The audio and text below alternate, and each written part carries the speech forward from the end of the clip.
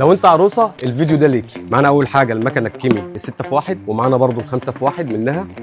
دي مكنه ازاله شعر ملاقيط، ومعاها وش حساس برضو. ممكن نفتح ونوريك. طبعا المكنه ديت هتغنيكي عن اي حاجه، لان معاها المكنه المنقط، معاها حجر الكعب، الحجر اللي طالع ترند طبعا هم موفرينه لك كمان في قلب المكنه، ومعاها راس كمان للشعر الطويل او شعر البط او شعر العانه، ومعاها كمان وش مساج.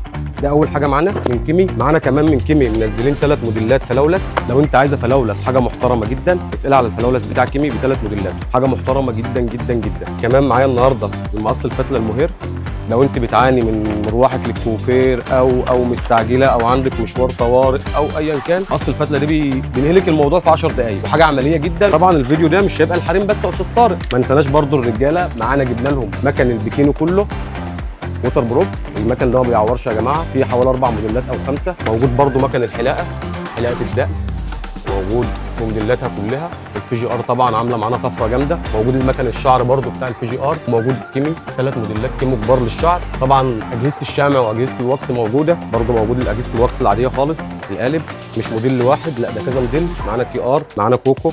طبعا لو اتكلمنا مش هنخلص كلام يا استاذ طارق، بس الفيديو ده للعروسه وللعريس برضه. تقدروا تشرفونا في شركه رأفت صيام في المنصوره. موجود برضه الشغل ده عندنا في شارع بورسعيد. موجود برضه في المحله شارع اسم ثالث امام مسجد الكنيسه. مستنيينكم تنورونا.